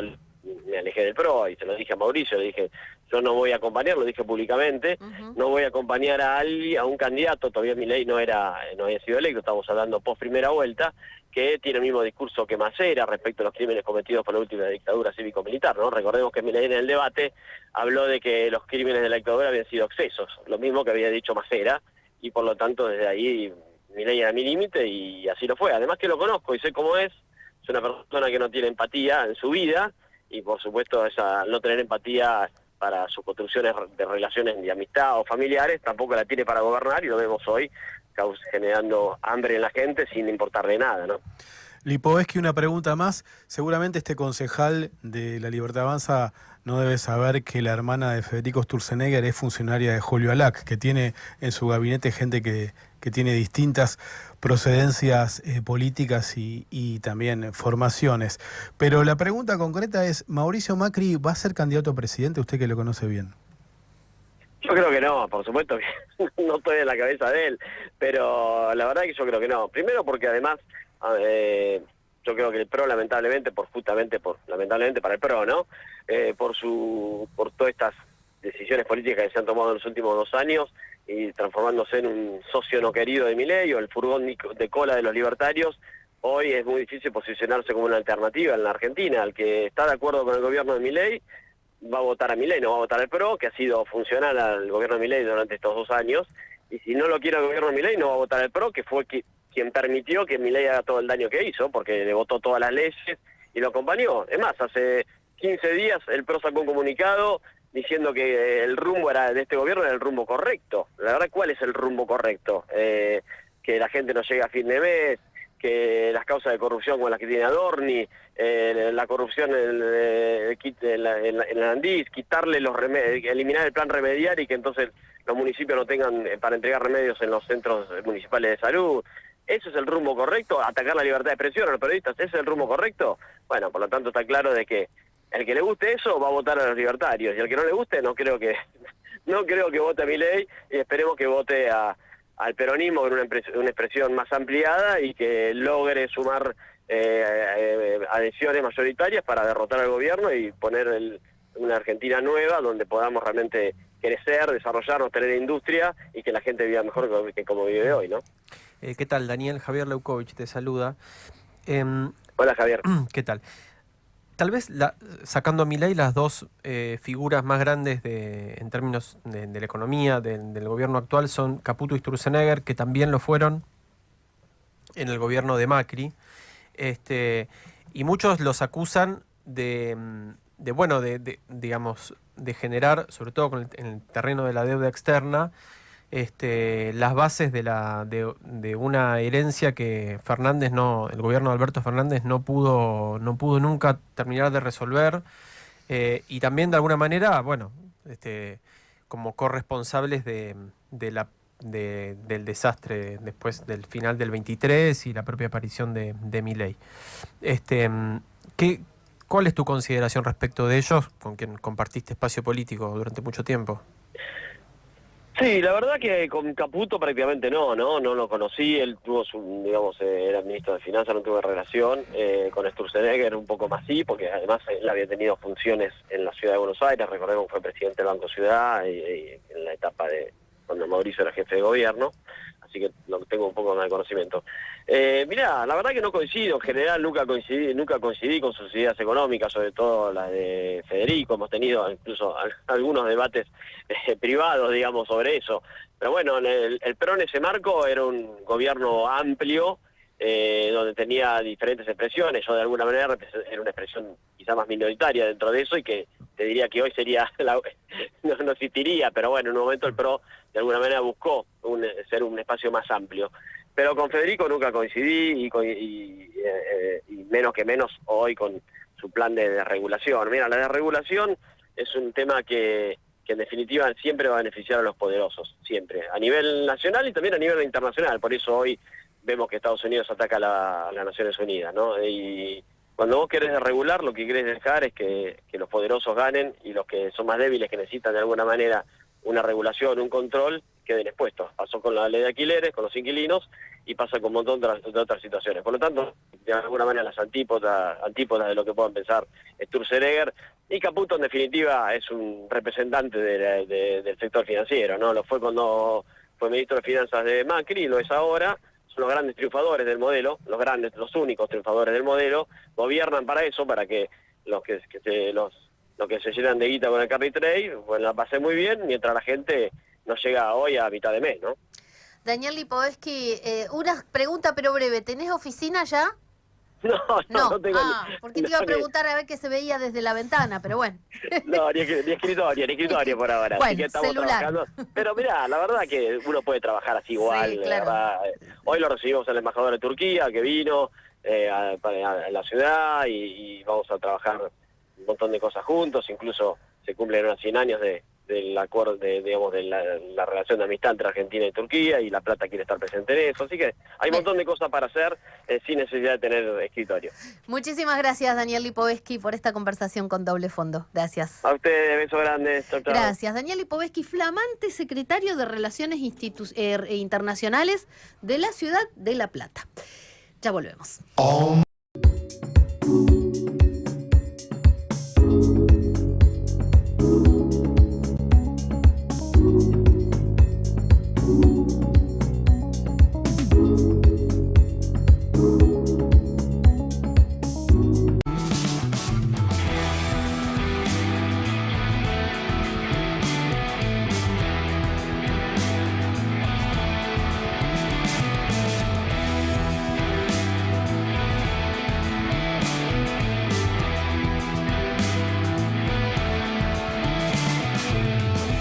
Al inicio del ser, quiero puedas ver que salimos del suelo y abrimos el mirar al fuego en nuestra mano.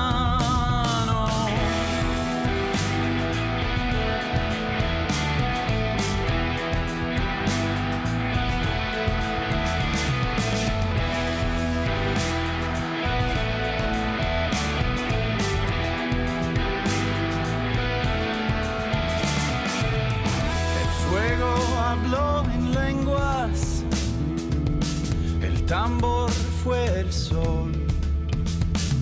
Bailamos en aliento, con silencio en el pulmón, y el tiempo se borró. Somos el fuego, somos la mano, creamos el sueño, hicimos el plano, nacidos del cielo, paridos del llano. Somos el fuego, somos la mano.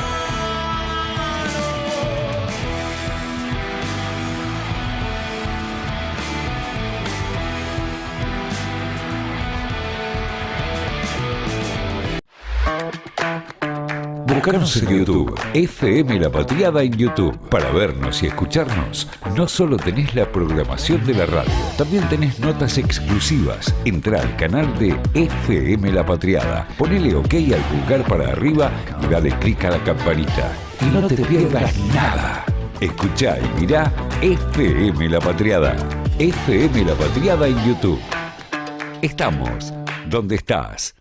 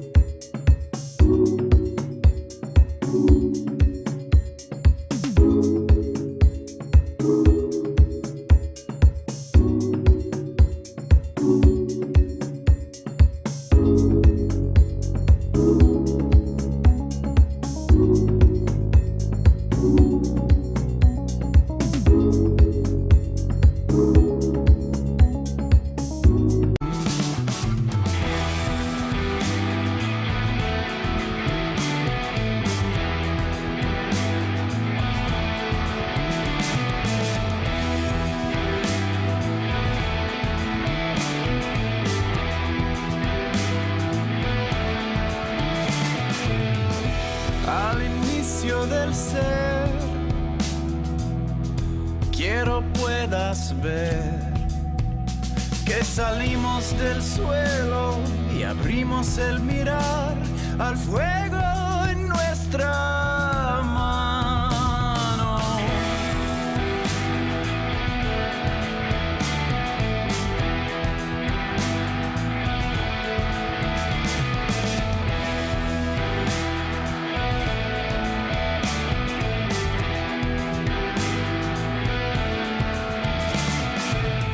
El fuego habló en lenguas, el tambor fue el sol. Bailamos en aliento, con silencio en el pulmón, y el tiempo se borró. Somos el fuego, somos la mano. Creamos el sueño, hicimos el plano. Nacidos del cielo, paridos del llano. Somos el fuego, somos la mano.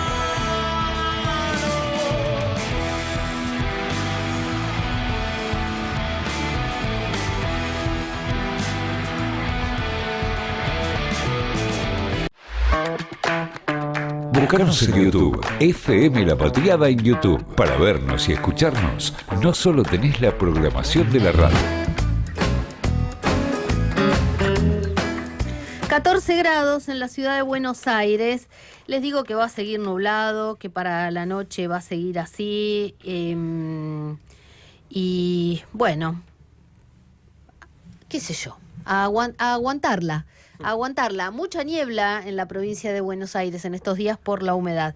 Y tenemos mucha información nosotros, porque se viene el doble fondo. Uy, mira, atenti porque vamos a hablar de gente que tiene que resolver gran parte de los temas que van quedando pendientes. Entran así y van todos al mismo lugar. El doble fondo de Martín Piqué. Bien, esta columna no estaba pensada para coincidir con esta noticia, pero la tengo que nombrar, la noticia, mencionar para introducirnos en el tema. Bueno, en el día de hoy la Cámara de Casación resolvió, finalmente que se implemente el embargo y la ejecución de los bienes de Cristina Fernández de Kirchner, sus hijos, también de Lázaro Báez, por la causa vialidad. 685.000 millones de pesos, supuestamente, es lo que va el Poder Judicial argentino a ejecutar de los bienes oficiales de todas estas personas mencionadas. Y el Poder Judicial en la Argentina está en el centro del debate, porque claramente, lo charlábamos también fuera de micrófono, hay una certeza, yo a esta altura digo que es una certeza, no es una opinión, de que existe un doble estándar o un doble rasero, dicen algunos, según el espacio político al cual pertenezcas, vas a ser tratado por el Poder Judicial. Algunos dicen, hacen una comparación, a mí me parece interesante, que como existía el partido militar en una época, y era el último resguardo de las élites argentinas cuando los intereses de un determinado gobierno iban en antagonismo con lo que esas élites querían, utilizaban a los miembros de las Fuerzas Armadas para tomar el aparato del Estado. Y ahora quizás iban a golpear los cuarteles. Se decía así, ¿no? Tomar los cuarteles, no tomarlos, sino, sí, a ver si intervienen. Claro. Bueno, hoy hay un planteo que es un poco la hipótesis del llamado lawfare, no me gusta la expresión en inglés, pero la suele utilizar el progresismo, la izquierda y el espacio nacional y popular en la Argentina, que existe, si sos peronista, una probabilidad, y sobre todo peronista que afectó intereses, de que la justicia intervenga. Y la justicia, como los árboles en todo caso, como los manzanos, se pudren por la cabeza. Hay una expresión que se suele decir que si hay un proceso de descomposición de una institución, la recomposición de esa institución tiene que ser a través de la cabeza de ese poder institucional, y en este caso es la Corte Suprema. Hace unos días habíamos contado aquí que existe, y ya a esta altura lo voy a decir de esta manera, un debate que puede concretarse o no en una negociación para este mandato, queda poquito, o quizás para un segundo mandato, ojalá no, opino, de Javier Milei, o para otro mandato de otro presidente, que es, ¿qué hacemos con la Corte? La Corte Suprema debería tener 5 miembros, hoy solo hay 3, los conocemos, Horacio Rosati, Carlos Rosenkrantz y también, me estoy olvidando, de Lorenzetti, también santafesino como Rosati, y debería tener 5 miembros, pero antes, durante el menemismo, tuvo 9 miembros. En el año 2006, durante el gobierno de Néstor Kirchner, se resolvió reducirla a 5 a través de la ley 26.183, pero durante toda la década del 90 había tenido 9 miembros, y quizás esa composición de 9 miembros estuvo o quedó asociada a la famosa mayoría automática que Carlos Corach había escrito en una servilleta en un bar, y era la mayoría automática del menemismo, que con la asunción de Néstor Kirchner empieza un proceso de depuración de la Corte. Finalmente quedó de 5 miembros. Lo que se está discutiendo ahora entre sectores del peronismo y sectores de la coalición pro La Libertad Avanza es: ¿sería conveniente pasar a 9 miembros? Me consta que se lo está debatiendo, me consta porque hablé con un senador en el día de ayer, después de salir de este programa, tuve una conversación en off. Sí, efectivamente me dijo, lo conversé, no voy a decir quién es, pero esta persona estuvo conversando con un representante, digamos, del bloque oficialista, y podría haber una negociación en la cual, a ver, si se pasa a 9 miembros, el poder de los 3 que están ahora, que funcionan como un triunvirato, aunque hay un enfrentamiento, son 2 contra 1, Rosenkrantz y Rosati contra Lorenzetti, no digo que se licuaría, pero no es lo mismo ser 3, o sea, ser un triunvirato, 3 miembros de la Corte, de una Corte de 5, que todavía falta nombrar a 2, que ser 3 en una Corte de 9, ¿no? Pasa tu capacidad de incidencia, en un caso es determinante, en otro caso hasta quizás podés llegar a quedar en minoría. Además, estos 3 en equipo ya vienen jugando, Sí, peleándose incluso, claro. pero... Sí, hubo acusaciones conocen. muy duras entre ellos, porque en algún momento cuando Lorenzetti no era el presidente, cuando era el presidente Lorenzetti de la Corte, ahora es Rosati,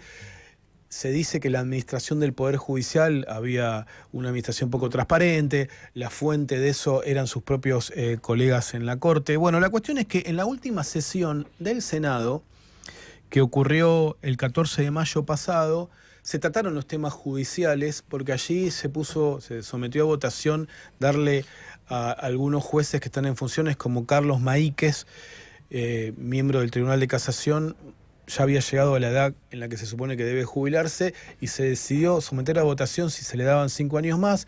El peronismo votó dividido. Yo conversé con uno de los senadores del peronismo y me contó que fuera de la sesión también charlaron, incluso con una persona que tiene una autoridad muy importante en el bloque oficialista, que es Patricia Bullrich, sobre esta idea que está dando vueltas, que es, bueno, ampliemos a 9 la Corte y nombremos al procurador, porque el procurador ahora sigue funcionando de manera provisoria, pero tiempo pasa. Hay, dicen en el mundillo del oficialismo, un candidato que es el actual ministro de Justicia, Juan Bautista Maíquez, el hijo de Carlos Maíquez, que quisiera ser procurador. Otro que representaría a otra ala del mileísmo, que es Ariel Lijo, más cercano a Santiago Caputo. En su momento también quería ser o quiere ser procurador, porque intentó ser juez de la Corte y no le salió. Y de esto se estuvo hablando fuera, detrás de bambalinas, y también en la propia sesión.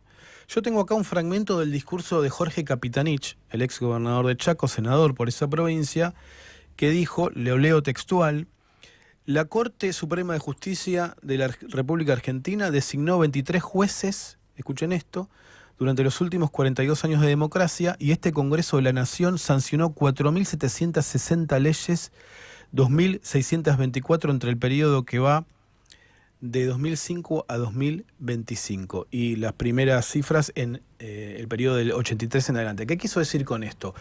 La Corte no trabaja en el ritmo que debería trabajar, y lo contrastó con el funcionamiento del Congreso. Y después dijo Capitanich, sigo con su discurso, tengo acá la transcripción de la versión taquigráfica: hay un problema en la República Argentina. La Corte Suprema de Justicia es de 3 miembros y debería ser de 5, dice Capitanich, lo dijo en la sesión. No es posible que un sistema republicano, democrático, federal y representativo en un sistema así exista una corte integrada por solo 3 miembros de 5. La hace susceptible de poder corporativo inmediato de todo tipo y color. Es una vergüenza y una afrenta, agregó Capitanich, que la República Argentina tenga 3 miembros y no 5, por lo menos 5, porque en realidad debería ser una corte ampliada de 9 miembros. Bueno, de esto pude conversar con un jurista que fue titular de la Oficina Anticorrupción. En su momento también fue miembro de la Comisión Nacional por el Derecho a la Identidad, CONADI. Seguramente lo has tratado, Analía, por ese rol que tuvo. Sí, fue fiscal en los juicios de la verdad. También titular en la Unidad de Asistencia para Causas de Violaciones en los Derechos Humanos, creada por Esteban Rigui. Y el titular de la Procuraduría, pues, sabía que no me iba a salir, Procuraduría de Violencia Institucional, Procubin. Bueno, me estoy refiriendo a Félix Kraus. Le pregunté... Primero, me confirmó que sabe que hay, en el debate entre los juristas con vínculos políticos, se sabe que se está debatiendo la ampliación de la Corte nuevamente, quizás para un próximo mandato, sea quien sea el presidente, quizás antes, y también me dio su posición, y lo vamos a escuchar a Félix Kraus. Creo que fue un error en su momento reducir la Corte a la vieja Corte de 5 miembros, que no tenía ninguna virtud, que fue producto de la victoria del mitrismo. Los proyectos originales no eran de una Corte tan pequeña. Hablo de los proyectos del siglo XIX, por supuesto, ¿no? La Corte del 62 fue la Corte de la batalla de Pavón, digamos, ¿no? La victoria de Pavón del mitrismo, que estableció un proyecto de Corte oligárquica, que efectivamente así funcionó, especialmente el cuarto de siglo que la presidió el presidente Bermejo. De modo que a mí me parece que la ampliación a 9 miembros fue una buena decisión. Claro, la mala experiencia del menemismo condicionó mucho a la opinión pública y se asimilaba a 9 miembros con mayoría automática, pero no necesariamente tiene por qué ser así. Bueno, creo primero que la Corte tiene que tener paridad de género y la mayor representación federal posible. Con 9 miembros no se alcanza la totalidad de la representación federal, pero por lo menos un sistema de regiones se podría llegar, y eso se puede establecer por ley. Creo, sí, por supuesto tiene que tener paridad de género. A esta altura me parece que es un tema obvio. La negociación respecto a la designación del procurador me parece lógico, es la naturaleza de la política, no tiene nada de malo. Y la limitación en el tiempo me parece lo más normal. En un sistema republicano la periodicidad o la limitación es con natural a la democracia. La vitalicidad es propia de las monarquías. Bueno, lo último que decía Félix Kraus, lo escuchábamos recién, un par de cositas. La vitalicidad es propio de las monarquías porque el cargo de procurador general de la Nación sí es vitalicio, y una de las propuestas es, bueno, ampliemos a 9 miembros la Corte, como es la Corte de Estados Unidos. Ustedes saben que nuestra Constitución Nacional está inspirada en la Constitución de Estados Unidos, y la Corte es un país federal, Estados Unidos igual que el nuestro, en ese país es de 9 miembros. Volvamos a una Corte de 9 miembros. Eso permitiría una negociación para que haya los distintos partidos designen a nuevos o propongan, ¿no? Después hay que, la mayoría calificada en el Senado votar el pliego y la propuesta, pero bueno, para lograr esos 9 miembros, una de las posibilidades que se está debatiendo es, bueno, nombramos un procurador de manera definitiva, pero le establecemos un tiempo de funcionamiento de 5 años, porque además va a tener el sistema acusatorio que le va a dar un rol muy importante, y que sea vitalicio es un exceso. Y una cuestión antes, lo que contaba, todo un debate sobre las Cortes Supremas y el federalismo, ¿no? Incluso hay países donde los miembros de la Corte son muchos más, para tratar de garantizar que haya jueces de todas las regiones de un determinado estado. Así que se está debatiendo volver a una Corte de 9 miembros y otras cuestiones vinculadas con el Poder Judicial. Años llevan estas discusiones, y años llevamos de una Corte de 3 miembros y un procurador interino. Recuerden que Alberto Fernández había propuesto a Daniel Rafecas, ahí la discusión con Cristina Fernández de Kirchner. Claro, hacia dentro del peronismo la discusión. Sí, hay discusiones dentro del peronismo por la justicia. Hay discusiones, pues, entre las distintas vertientes de la oposición ahora. Y el oficialismo, que no mueve un dedo para mandar los pliegos, ¿no? Se ve que están cómodos con que la Corte sean 3. Y bueno, y ahí están, por ejemplo, el financiamiento de las universidades está ahí. Y muchos casos, los gobernadores van todos a reclamar por los recortes que hace Javier Milei. En algunos casos se adelanta el gobierno y hace un acuerdo. Porque es la única instancia judicial que tiene la potestad de no dar una respuesta en un plazo determinado. Claro. Que es lo que decía Francisco Pitrola el otro día en su discusión con Eduardo Feynman. Exactamente. El doble fondo de Martín Piqué.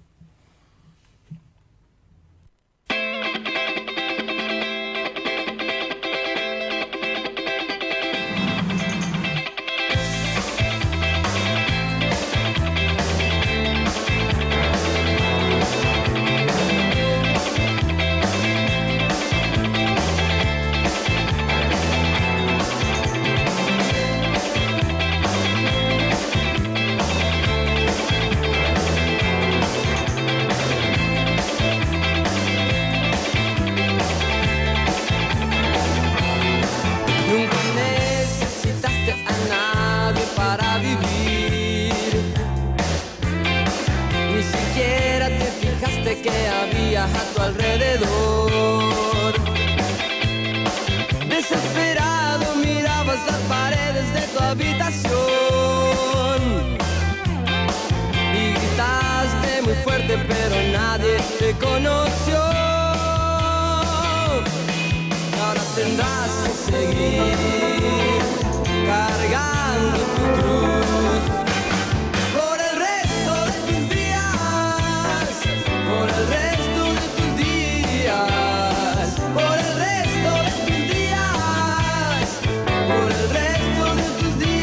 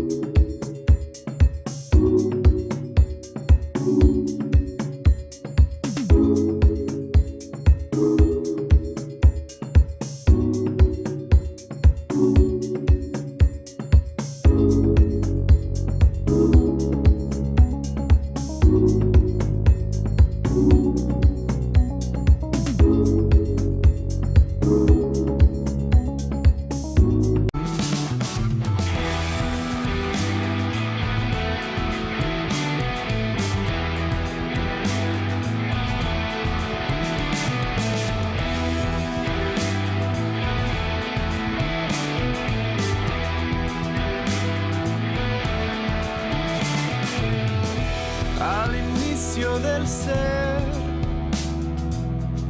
quiero puedas ver que salimos del suelo y abrimos el mirar al fuego en nuestra mano.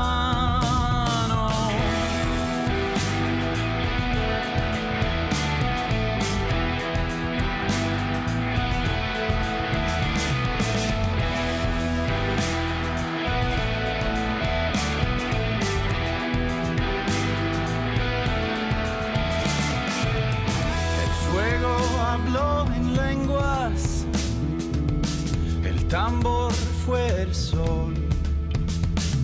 Bailamos en aliento, con silencio en el pulmón, y el tiempo se borró. Somos el fuego, somos la mano, creamos el sueño, hicimos el plano, nacidos del cielo, maridos del llano. Somos el fuego, somos la mano.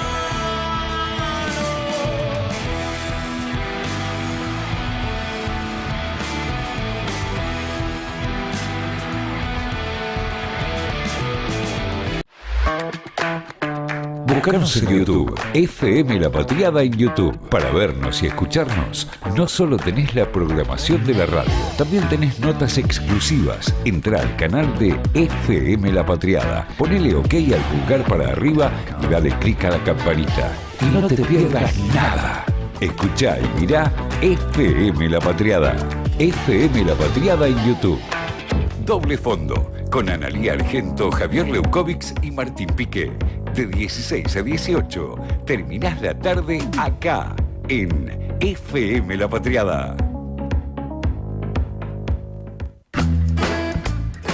Y lo que viene es lo que viene en este programa, exactamente dentro de 2 semanas, porque hoy es jueves. Y va a ser un jueves el día en que se inaugure el próximo Mundial de Fútbol. Ya estamos entrando un poco en clima. por lo menos en la política, con polémica.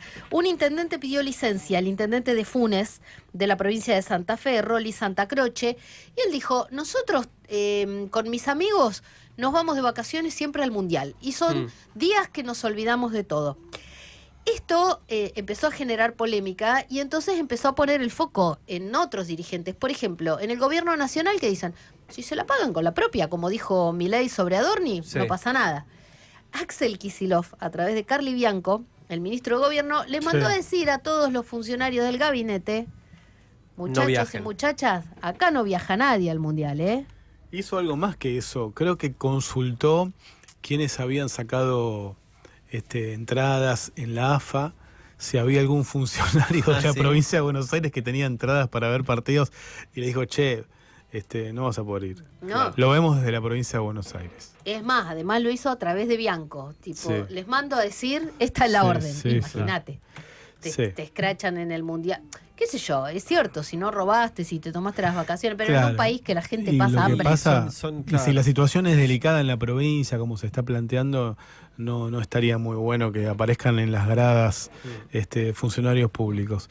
Hablando de la provincia de Buenos Aires, lo mencionamos medio como al pasar, pero lo que viene es una pelea retórica en las redes, unos cruces seguramente fuertes, teniendo en cuenta uno de sus protagonistas, porque Marcos Galperín, el fundador y presidente ejecutivo de Mercado Libre y Mercado Pago, va a hacer seguramente alguna respuesta sobre esto. La provincia de Buenos Aires, a través del Ministerio de Producción, que encabeza Augusto Costa, hay una Dirección Provincial de Defensa de los y las Consumidores, inició una actuación de oficio y le aplicó una multa a Mercado Libre de 1.815 millones de pesos por prácticas abusivas, entre otras cosas por los créditos que aplican las fintech y otras acciones que tiene Mercado Pago y Mercado Libre en la provincia de Buenos Aires. Hay, según lo que dicen, infracciones a más de 10 operaciones que implican infracciones a la Ley Nacional de Defensa del Consumidor. Así que veremos esto cómo avanza. Pero en términos políticos está claro que Axel Kicillof está eligiendo, dime con quién antagonizas y te diré cómo organizas el debate en el tiempo que viene, ¿no? Claro. Bueno, salió recién un anticipo de actividad industrial de la UIA. Es un anticipo importante porque es un dato oficial de ellos. Y ojo con esto porque marca una caída de la actividad industrial en abril. Es el dato oficial de abril lo vamos a conocer recién un poco más adelante. O ya salió el dato de abril, ahora me entró la duda. Pero bueno, lo que dice la UIA es que la actividad industrial cayó un 0,7% interanual en abril respecto de abril 25 y 0,4% intermensual, mientras busco último dato de actividad industrial. De actividad industrial del mes de abril. De INDEC. Del INDEC, sí. No, claro. El INDEC, el último dato oficial de INDEC es de marzo. Por eso la UIA, que había marcado una suba, por eso se entusiasmó Caputo y Milei y todo esto. Y ahora, según la UIA, abril va a marcar una caída.